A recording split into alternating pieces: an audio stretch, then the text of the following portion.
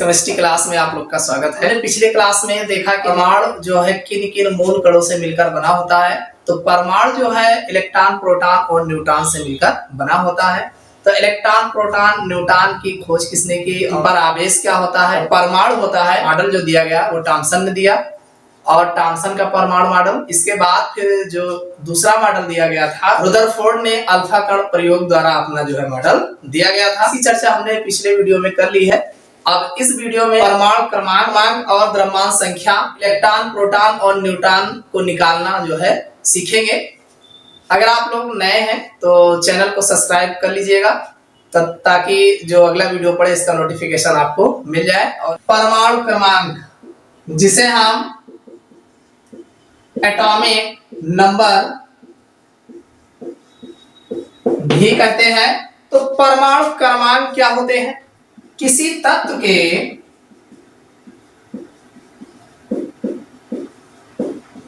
परमाणु नाभिक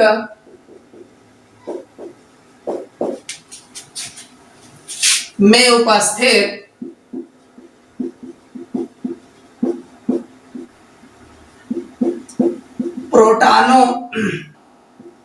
प्रोटॉनों की संख्या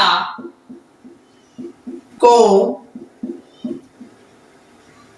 परमाणु क्रमांक कहते हैं। देखिए, आप जानते हैं, देखिए जो रुदरफोर्ड ने अपना परमाणु मॉडल दिया था तो रुदरफोर्ड ने क्या कहा था कि जो परमाणु होते हैं, परमाणु के नाभिक में जो है धनात्मक भाग उपस्थित होता है।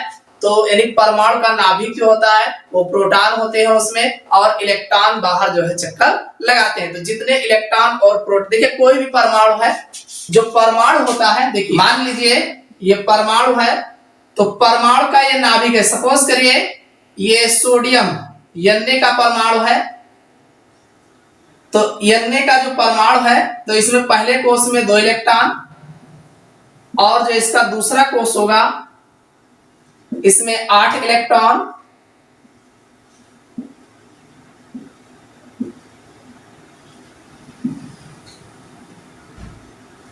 और इसके बाद जो अगला कोष होगा इसमें 1 इलेक्ट्रॉन होगा। यानी Na का जो परमाणु है इसमें अगर 11 इलेक्ट्रॉन, सोडियम का परमाणु क्रमांक जो होता है 11 होता है, 2 8 1 इसका इलेक्ट्रॉनिक कॉन्फ़िगरेशन होगा। बात यह है कि परमाणु क्रमांक क्या होते हैं? किसी नाभिक में उपस्थित प्रोटॉनों की संख्या जो होती है उसे हम परमाणु क्रमांक कहते हैं। देखिए, अब आप ये भी कह सकते हैं कि किसी नाभिक में उपस्थित इलेक्ट्रॉनों की संख्या को भी परमाणु क्रमांक कहते हैं। देखिए, इलेक्ट्रॉन, प्रोटॉन जो होते हैं, किसी भी नाभिक में जितने इलेक्ट्रॉन होते हैं उतने उसमें प्रोटॉन होते हैं। यानी इलेक्ट्रॉन और प्रोटॉन जो होते हैं इनकी जो संख्या होती है वो बराबर होते हैं। तो जब इलेक्ट्रॉन और प्रोटॉनों की संख्या बराबर होती है तो आप यहाँ जो प्रोटॉनों की संख्या की बात कर रहे हैं कि प्रोटॉनों की संख्या को परमाणु क्रमांक कहा जाता है, तो ऐसे इलेक्ट्रॉनों की संख्या को भी परमाणु क्रमांक कहा जा सकता है। परमाणु क्रमांक को जो है, क्रमांक को हम Z से जो है प्रदर्शित करते हैं और यह होता है प्रोटॉनों की संख्या। तो ऐसे भी कह सकते हैं परमाणु क्रमांक बराबर प्रोटॉनों की संख्या बराबर उदासीन परमाणु में उपस्थित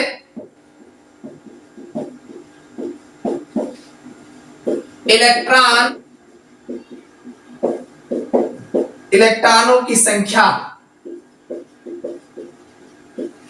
कहने का मतलब यह है कि भाई अगर परमाणु क्रमांक जो होता है वो प्रोटॉनों की संख्या के बराबर होता है। अब अगर मान लीजिए कोई परमाणु है वो इलेक्ट्रॉन, वो उदासीन है। उदासीन का मतलब ये है कि जितना इलेक्ट्रॉन है उतने प्रोटॉन। देखो, जितना पॉजिटिव होगा उतने नेगेटिव, जितना धन होगा उतने ऋण होगा, तो बात बराबर हो जाएगी। तो इसीलिए जो है यहाँ पर इलेक्ट्रॉन, जितना इलेक्ट्रॉन है उतना प्रोटॉन है, तो ये एटम जो होगा वो उदासीन होगा। तो वही कहा गया कि प्रोटॉनों की संख्या बराबर होगा उदासीन परमाणु में उपस्थित इलेक्ट्रॉनों की संख्या। ये उदासीन होगा तब, अगर मान लीजिए उस पर धन आवेश लगा है या ऋण आवेश लगा है तो उसमें ऐसा नहीं होगा। अगर वह उदासीन है, उस पर कोई आवेश नहीं लगा है, तो जितना जो है इसमें इलेक्ट्रॉनों की संख्या होगी वही जो है उसका परमाणु क्रमांक कहलाता है। अगला है द्रव्यमान संख्या,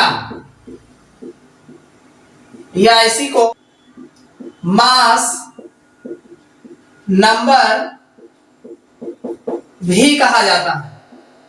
द्रव्यमान संख्या या इसी को मास नंबर भी कहते हैं। किसी परमाणु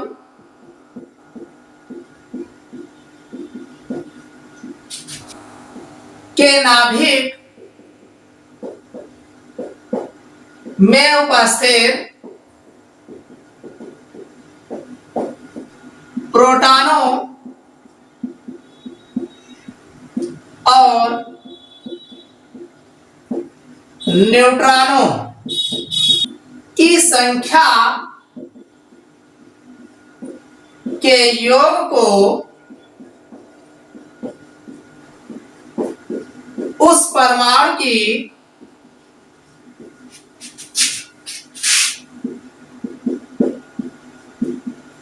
द्रव्यमान संख्या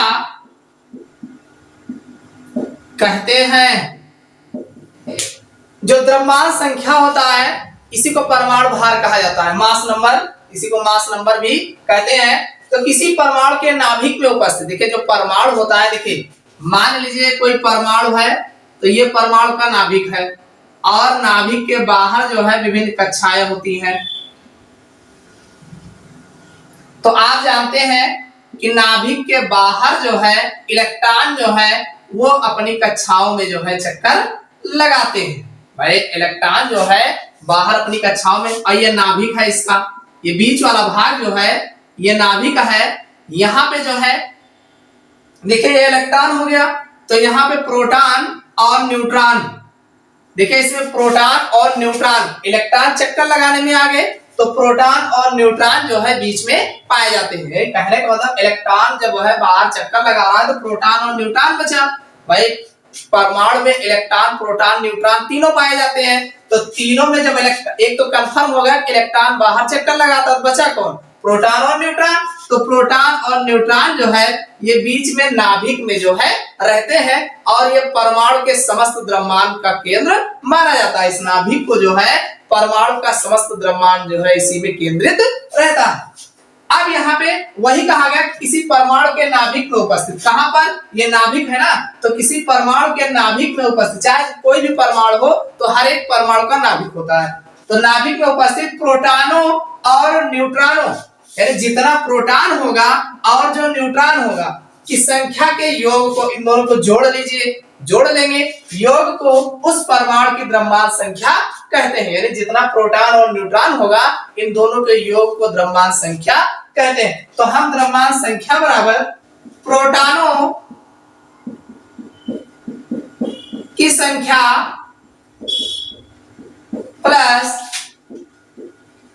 न्यूट्रॉनों की संख्या, यानी जो द्रव्यमान संख्या होगी वो प्रोटॉनों की संख्या प्लस न्यूट्रॉनों की संख्या। देखिए इस पर जो है एग्जाम में अक्सर जो है पूछ लिया जाता है कि इसमें कितना इलेक्ट्रॉन स्थित है, या कितना प्रोटॉन होगा, या कितना न्यूट्रॉन होगा, कुछ दो का दे दिया जाएगा, एक आपसे पूछ लिया जाएगा।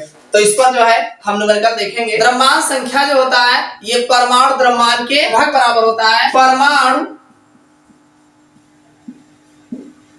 द्रव्यमान इसी को जो है एटॉमिक मास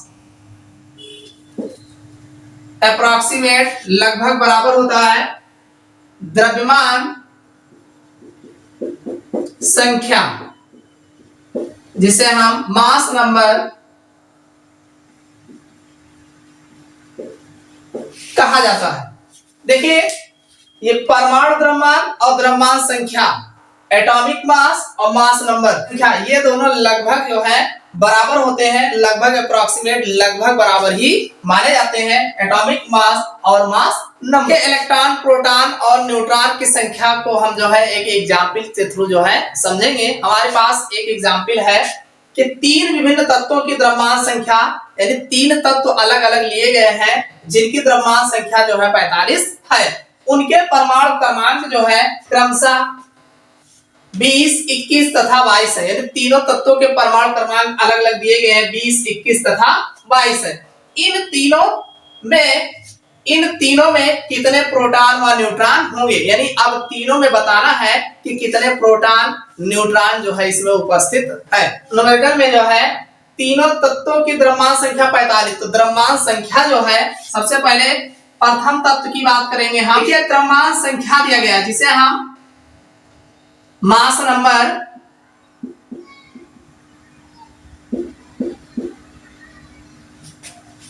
या इसी को द्रव्यमान संख्या कहते हैं। तो इसमें दिया है 45। भाई द्रव्यमान संख्या जो है 45 दिया है, और जो द्रव्यमान संख्या होता है, द्रव्यमान संख्या ये किसके बराबर होता है, ये प्रोटॉनों प्लस न्यूट्रॉनों। देखिए जो द्रव्यमान संख्या होता है ये प्रोटॉनों प्लस न्यूट्रॉनों की संख्या के बराबर होता है। तो परमाणु क्रमांक दिया है, परमाणु क्रमांक देखिए इसका पहले तत्व का परमाणु क्रमांक जो है 20 दिया गया है, और परमाणु क्रमांक जो होता है वो प्रोटॉनों की संख्या होती है। अब चाहे आप प्रोटॉनों की संख्या मान लीजिए और चाहे इलेक्ट्रॉनों की संख्या मान लीजिए, तो प्रोटॉनों की संख्या जो है वही परमाणु क्रमांक के बराबर होता है। देखिए एक तो प्रोटॉनों की संख्या है और दूसरा द्रव्यमान संख्या। द्रव्यमान संख्या बराबर प्रोटॉनों की संख्या प्लस न्यूट्रॉनों की संख्या। आपको निकालना क्या है, प्रोटॉनों और न्यूट्रॉन कितने होंगे। तो प्रोटॉन, देखिए प्रोटॉनों की संख्या आपको एक तो मिल गया भाई, प्रोटॉनों की संख्या जो है 20 मिल गया। अब न्यूट्रॉनों की संख्या निकालना है, द्रव्यमान संख्या पता है, प्रोटॉन पता है, तो ये नहीं मिलेगा, आराम से मिल जाएगा। तो न्यूट्रॉनों की संख्या बराबर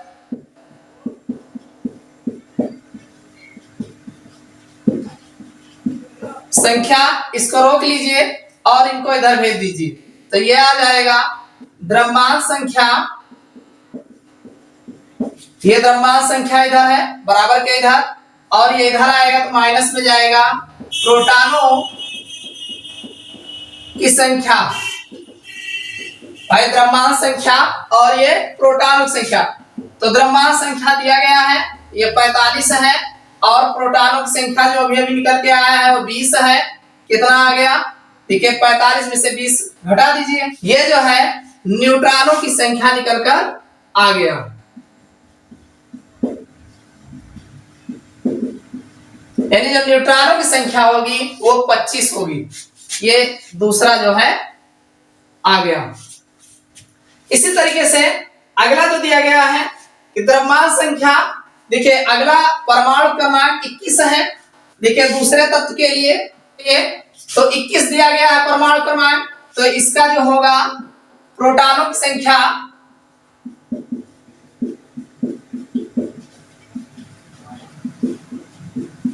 वो 21 हो जाए, और न्यूट्रॉनों की संख्या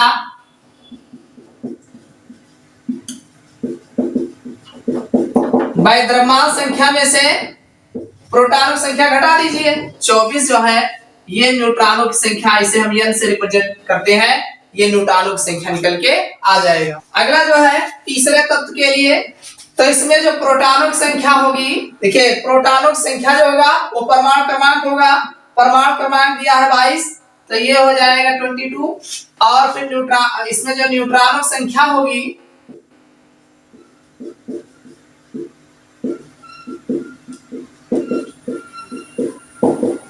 देखिए द्रव्यमान संख्या 45 में से जो है आप 22 घटा दीजिए, ये निकल के आ जाएगा। 5 में से 2 गया 3 और 4 में से 2 गया 2, ये जो है न्यूट्रॉनों की संख्या निकल के आ जाएगा। तो इस तरीके से अगर आपको दो संख्या दिया गया है, इलेक्ट्रॉन प्रोटॉन दिया है तो न्यूट्रॉन मिल जाएगा, न्यूट्रॉन इलेक्ट्रॉन दिया है तो प्रोटॉन मिल जाएगा। इस तरीके से तीनों में से दो अगर आपको दिया गया है तो तीसरा जो है आराम से निकल जाएगा। देखिए अगले टॉपिक पे बढ़ने से पहले अगर आपको इलेक्ट्रॉनिक विन्यास नहीं आता, KLMN में देखिए इलेक्ट्रॉनिक विन्यास नहीं आता है, तो हम आपको KLMN में कुछ तत्वों के इलेक्ट्रॉनिक विन्यास जो है करके बता देते हैं।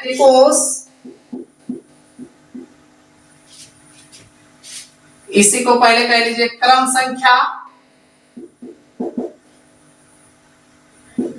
फिर कोष, और फिर जो है इलेक्ट्रॉनों की संख्या, जिसे जो है 2n² के हिसाब से जो है भरा जाता है। अब जैसे पहली क्रम संख्या है तो K कोष और इसमें जो इलेक्ट्रॉन होंगे, देखिए दो तो है ही है, ये n ये पहला है तो 1 का स्क्वायर, तो इसके जो इलेक्ट्रॉन होंगे 1 का वर्ग हो जाएगा तो 2, यानी K कोष में अधिकतम जो है 2 इलेक्ट्रॉन भरे जाएंगे। अब अगर हम दूसरे कोष की बात करें, K के बाद L आएगा तो इसमें भी 2 तो रहेगा ही आगे, और n की संख्या 2 है तो ये 2 का वर्ग हो जाएगा तो 2 दूनी 4, 4 दूनी 8, यानी L कोष में अधिकतम जो इलेक्ट्रॉनों की संख्या होगी वो 8 होगा। इसी तरीके से तीसरे कोष की बात करें M, तो M में भी वही होगा, यहाँ पर थर्ड आया रहेगा और इसका वर्ग हो जाएगा 3 त्रिका 9 और 9 दूनी 18, यानी ये M कोष में मैक्सिमम यानी अधिकतम इलेक्ट्रॉनों की संख्या जो होगी वो 18 है, इससे अधिक नहीं होगा, इससे कम हो सकता है। अगला जो है कोष, चौथा कोष N होगा, और इसको अगर देखें तो N में 4 चौक 16, 16 दूना 32, यानी अधिकतम इलेक्ट्रॉनों की संख्या जो होगी वो 32 होगी। तो इस तरीके से KLMN में अधिकतम इलेक्ट्रॉनों की संख्या 2, 8, 18 और 32 जो है इस तरीके से भरा जाता है। तो अगर देखा जाए तो जैसे सपोज करिए सोडियम है, सोडियम का परमाणु क्रमांक 11 है, इसको इलेक्ट्रॉनिक विन्यास KLMN में करना है तो यहाँ पे K फिर L और फिर M, तो देखिए 11 का जब इलेक्ट्रॉनिक विन्यास करेंगे तो K कोष में भाई 2 इलेक्ट्रॉन से ज्यादा होगा ही नहीं, और L कोष में जो है 8 इलेक्ट्रॉन, 2 8 10, कितना बचा 1 इलेक्ट्रॉन, तो 1 इलेक्ट्रॉन M कोष में आ जाएगा। तो इस तरीके से सोडियम का जो इलेक्ट्रॉनिक कॉन्फ़िगरेशन होगा 2 8 1। इसके अगर डायग्राम की बात करें कैसे बनेगा,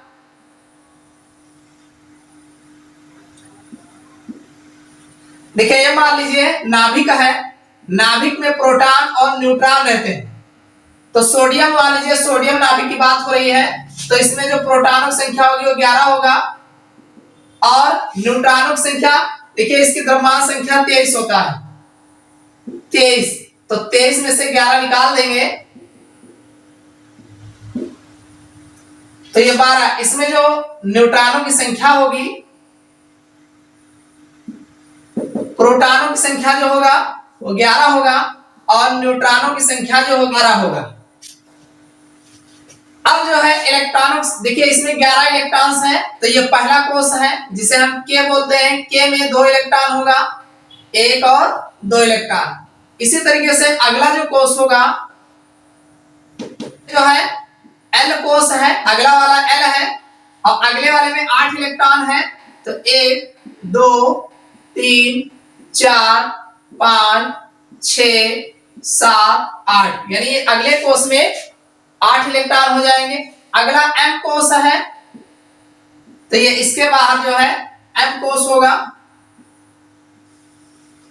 और M कोष में जो कितने इलेक्ट्रॉन है 1 इलेक्ट्रॉन, तो 1 इलेक्ट्रॉन आप कहीं पर भी दिखा दीजिए। तो ये सोडियम परमाणु का नाभिक है, ये नाभिकीय विन्यास है, इस तरीके से सोडियम का जो है इलेक्ट्रॉनिक विन्यास किया जाता है। इसी तरीके से अगर हम कैल्शियम की बात करें जिसका परमाणु क्रमांक 20 होता है, इसका इलेक्ट्रॉनिक कॉन्फ़िगरेशन 2 8 8 2, यानी 2 8 10 10 8 18 2 20, ये होगा K, ये होगा L, ये होगा m और ये होगा n।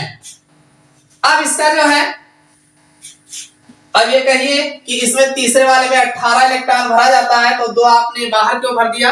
देखिए ये बोर-बरी का नियम जो कहता है कि आप 8 इलेक्ट्रॉन से अधिक इलेक्ट्रॉन तभी डाल सकते हैं जबकि इसके अगले वाले कोष में 1 या 2 इलेक्ट्रॉन ना डाल दिया जाए। तो इसीलिए इसको 8 से ज्यादा भरने के लिए पहले बाहर वाले में 2 इलेक्ट्रॉन डाला गया। अब इससे अधिक होगा, जैसे मान लीजिए 20 के बाद 21 होता है या 21 होता है, तो यहाँ पर जो है ये अननो लिखा जाएगा। अन्यथा जो है अगर मान लीजिए 25 होता है तो 25 में अब यहाँ पर 2 ही रहेगा, यहाँ पर जो है बढ़ाया जाएगा। तो इस तरीके से इसका इलेक्ट्रॉनिक कॉन्फ़िगरेशन है। इसके अगर हम संरचना की बात करें, इसमें जो प्रोटॉनों की संख्या होगी ये 20 होगा और जो न्यूट्रॉनों की संख्या होगी वो भी 20 होगा। क्यों? क्योंकि इसकी द्रव्यमान संख्या जो होती है, परमाणु भार जो होता है वो 40 होता है। अब इसके प्रथम कोष में, इसके वाले कोष में 2 इलेक्ट्रॉन है, ये 2 इलेक्ट्रॉन हो जाएंगे।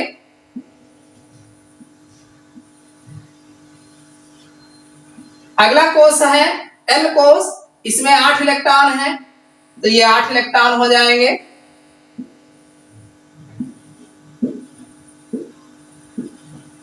और अगले कोष में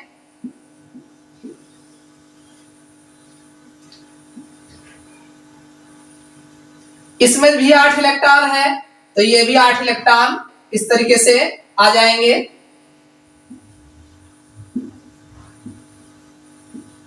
और फिर जो M कोष है,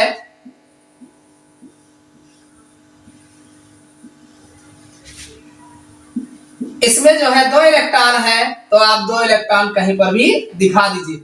तो इस तरीके से तत्वों का जो है इलेक्ट्रॉनिक विन्यास किया जाता है। ये बाहर जो है इलेक्ट्रॉन चक्कर लगाते हैं, प्रोटॉन और न्यूट्रॉन जो है नाभिक में उपस्थित होते हैं। ये परमाणु का बीच वाला भाग नाभिक होता है और ये इसकी कक्षाएं जो है होती है। तो इलेक्ट्रॉनिक विन्यास आपको समझ में आ गया हो। अब हम बात करेंगे परमाणु संरचना की आधुनिक में चर्चा करेंगे। तो इसमें सबसे पहली जो हेडिंग आती है वो है क्वांटम संख्या।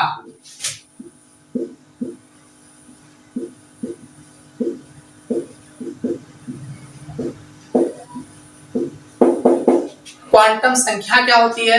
देखिए क्वांटम संख्या जो होती है, कोई भी इलेक्ट्रॉन है अगर, तो वह इलेक्ट्रॉन कहां पर स्थित है और उसका क्या एनर्जी लेवल है, यानी ऊर्जा, उसकी ऊर्जा स्तर क्या है, यानी इलेक्ट्रॉन, जो भी इलेक्ट्रॉन होते हैं, इलेक्ट्रॉन की स्थिति क्या है तथा उसका ऊर्जा स्तर क्या है। इन दोनों के क्वांटम संख्या से जो है इन दोनों की स्थिति का पता चलता है, यानी इलेक्ट्रॉन की स्थिति तथा उसके ऊर्जा स्तर का ज्ञान होता है। इसी को हम क्वांटम संख्या कहते हैं। क्वांटम संख्याओं से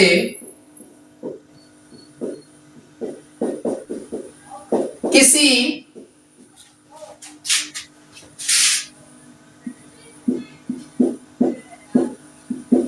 इलेक्ट्रॉन की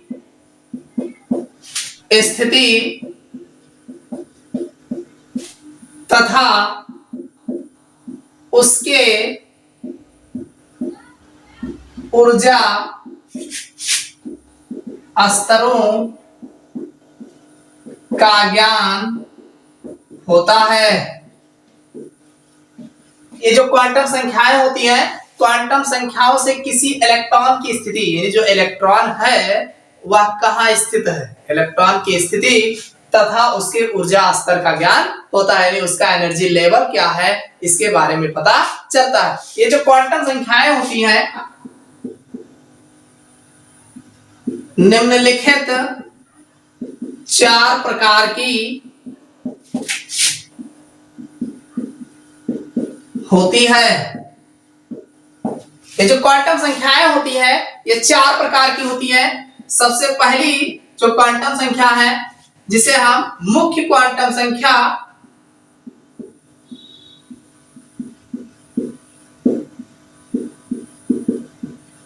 इसी को प्रिंसिपल क्वांटम नंबर कहा जाता है, यानी मुख्य क्वांटम संख्या को प्रिंसिपल क्वांटम नंबर कहा जाता है। इस मुख्य क्वांटम संख्या को स्मॉल n से जो है प्रदर्शित किया जाता है, यानी जो मुख्य क्वांटम संख्या होती है इसे स्मॉल n से प्रदर्शित करते हैं। दूसरी जो क्वांटम संख्या है द्विगंशी क्वांटम संख्या, जिसे हम एजीमुथल क्वांटम नंबर कहते हैं। दूसरी जो क्वांटम संख्या है द्विगंशी क्वांटम संख्या, जिसे हम जो है एजीमुथल क्वांटम नंबर कहते हैं। इसे जो है स्मॉल n से प्रदर्शित किया जाता है, यानी द्विगंशी क्वांटम संख्या होती है उसे l से प्रदर्शित। ये जो क्वांटम संख्या है चुंबकीय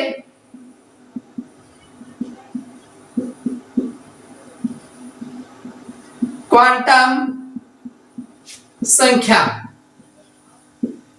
जिसे मैग्नेटिक क्वांटम नंबर कहा जाता है।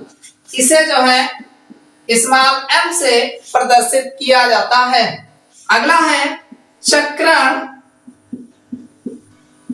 क्वांटम संख्या,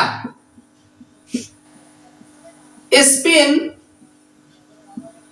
क्वांटम नंबर कहा जाता है। इसे जो है s से जो है स्मॉल s से प्रदर्शित किया जाता है। देखिए जो क्वांटम संख्याएं हैं ये 4 प्रकार की होती हैं। मुख्य क्वांटम संख्या, प्रिंसिपल क्वांटम नंबर, इसे n से प्रदर्शित करते हैं स्मॉल n से। द्विगंशी क्वांटम संख्या एजीमुथल क्वांटम नंबर, इसे जो है l से प्रदर्शित करते हैं। चुंबकीय क्वांटम संख्या मैग्नेटिक क्वांटम नंबर, इसे जो है m से प्रदर्शित करते हैं। और चक्रण क्वांटम संख्या spin quantum number small s से प्रदर्शित करते। देखिए इसमें कुछ याद करने में, देखिए मुख्य है, मेन है, तो मेन होने के कारण मेन, प्रिंसिपल तो n होगा, और जो द्विगंशी क्वांटम संख्या है इसको l से। तीसरा देखिए मैग्नेटिक चुंबकीय, मैग्नेटिक में पहला अक्षर m है तो इसे m से प्रदर्शित करते हैं, ये क्लियर हो जाएगा। अगला है स्पिन, s है, पहला कैरेक्टर s का है तो इसीलिए इसको s से रिप्रेजेंट करते हैं। पहला मेन है n, तो n l, तो पहले n आएगा उसके बाद l आएगा। इस n और l को ध्यान रखिएगा। एजुमुथल, देखिए इसके लास्ट में l आ रहा है, एजुमुथल, तो मूथल, तो यहां से आप जो है l जो है ध्यान में रख सकते हैं कि द्विगंशी क्वांटम संख्या को l से प्रदर्शित करते हैं। और प्रिंसिपल सबसे पहले n से ही यहाँ स्टार्ट है, तो प्रिंसिपल क्वांटम संख्या को n से प्रदर्शित करते हैं। अब इसको हम बारी बारी करके एक एक देखेंगे। देखिए जो मुख्य क्वांटम संख्या होती है n से प्रदर्शित किया जाता है। ये इलेक्ट्रॉन के कोष, जिसे हम सेल पता चलता है। देखिए जो मुख्य क्वांटम संख्या होती है इसे स्मॉल m से प्रदर्शित करते हैं। ये इलेक्ट्रॉन के कोष, यानी n की जो वैल्यू होती है ये इलेक्ट्रॉन के कोष का पता चलता है। देखिए ये जो n होता है जीरो के अतिरिक्त, यानी 1 2 3 4 5 डॉट डॉट n की जो वैल्यू होती है वो जीरो नहीं होगा, ये जीरो नहीं होता है, यानी 1 2 3 4 5 6 यानी कुछ भी हो सकता है। n की जो संख्या होती है ये जीरो के अतिरिक्त 1 2 3 4 कुछ भी हो सकता है। अगला है द्विगंशी क्वांटम संख्या। देखिए जो द्विगंशी क्वांटम संख्या है इसे l से प्रदर्शित किया जाता है। यह परमाणु में इलेक्ट्रॉनों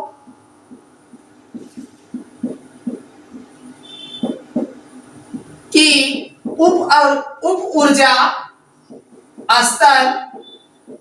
स्तर को उपकोष कहा जाता है, जिसे सब सेल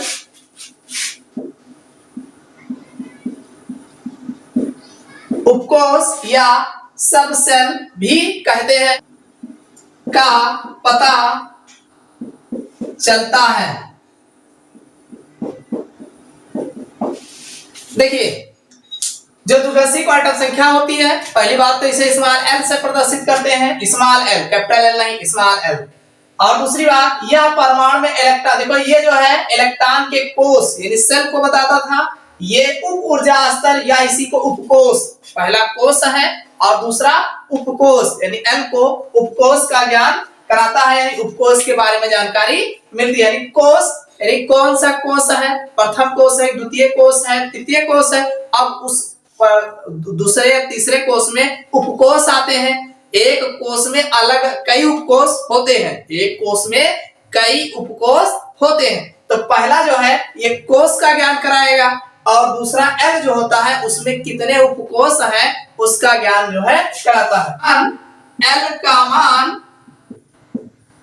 एन के मान पर निर्भर करता है। इसका मान 0 से लेकर, यानी जो L का मान आएगा वो 0 भी होगा, 0 से लेकर n-1 तक होता है।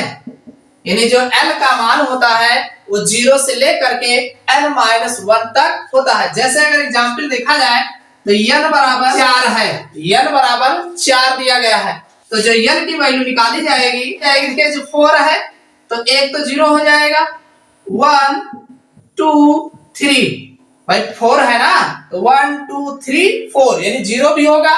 और 0 के बाद n-1, n-1 माने n में से 1 घटा दीजिए तो n जो है कितना है, 4 है, तो 4 में से 1 घटा देंगे कितना बचेगा, 3 बचेगा ना, तो यहाँ पे 0 1 2 3 तक आएगा।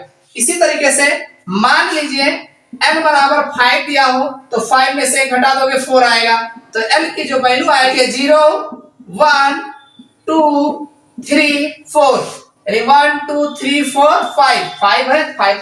तो इस तरीके से n के मान पर l का मान जो है निर्भर करता है। तो ये तो था द्विघाषी क्वांटम संख्या। तीसरा जो है चुंबकीय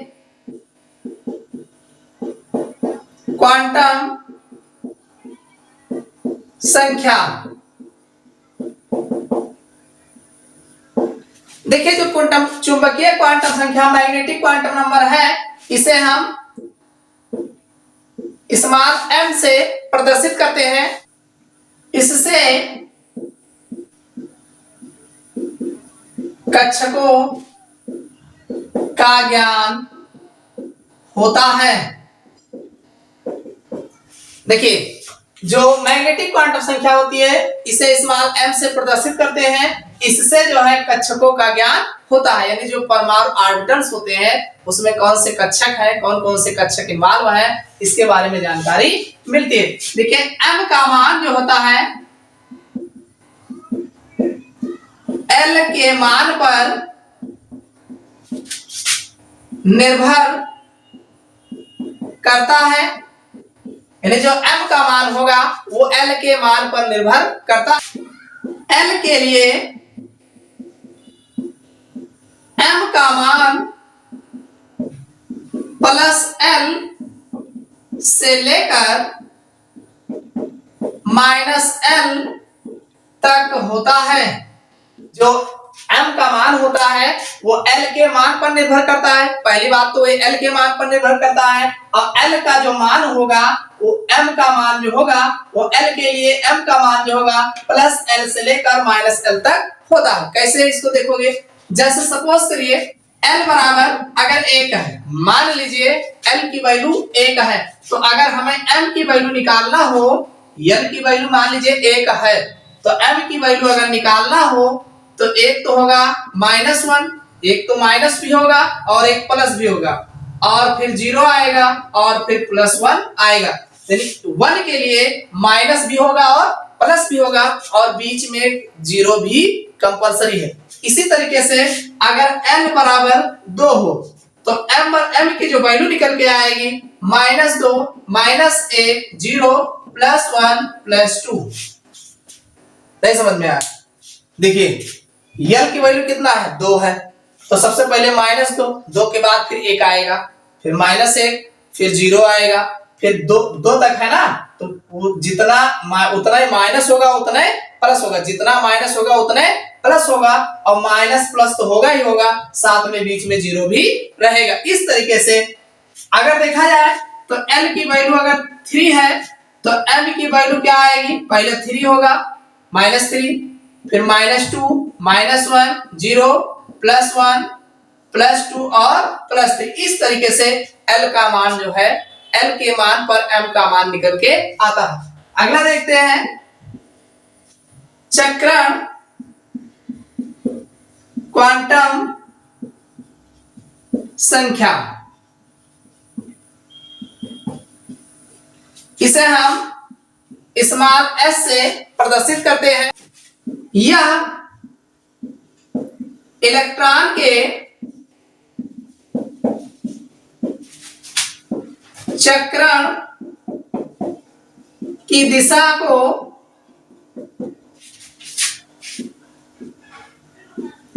प्रदर्शित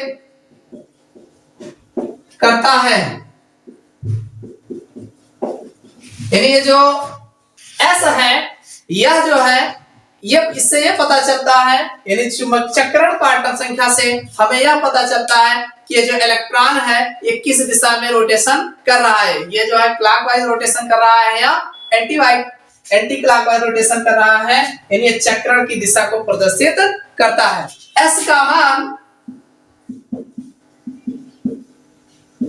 M के मान पर निर्भर करता है। पहली बात तो जो है S का मान होता है वो M के मान पर निर्भर करता है। किसी M के लिए S का मान +1/2 व -1/2 होता है। देखिए अगर हम बात करें किसी m के लिए s का मान, यानी अगर किसी m के s का मान निकालना है तो कोई भी m होगा तो उसका एक प्लस में 1/2 होगा, फिर -1/2 होता है। यानी यह जो है चक्रण की दिशा बताता है कि क्लॉकवाइज रोटेशन कर रहा है कि एंटी क्लॉकवाइज, दक्षिणावर्त घूर्णन कर रहा है कि वामावर्त घूर्णन कर रहा है। इससे जो है इलेक्ट्रॉन की चक्रण की दिशा का पता चलता है, इसीलिए इसका नाम चक्रण क्वांटम संख्या रखा गया। जैसे सपोज करिए कि L बराबर 1 है, यानी L बराबर 1 है तो M बराबर जो होगा -1, 0 और +1। भाई M की वैल्यू L का मान 1 है तो M का मान -1, 0, +1। तो यहाँ पे अगर हम S की बात करें तो S का मान M के मान पर निर्भर करेगा। तो ये तो इसके लिए ±1/2, यानी इस संख्या के लिए प्लस भी होगा और माइनस भी होगा, चाहे इसको आप अलग अलग लिखिए चाहे एक साथ लिखिए। +-1/2, फिर 0 के लिए +-1/2 और फिर इसके लिए जो है +-1/2। तो इस तरीके से ये जो है चक्रण क्वांटम संख्या जो है निकाला जाता है। लाइक कर लीजिएगा, और अगर कोई सजेशन देना हो तो कमेंट बॉक्स में कमेंट जरूर करिएगा।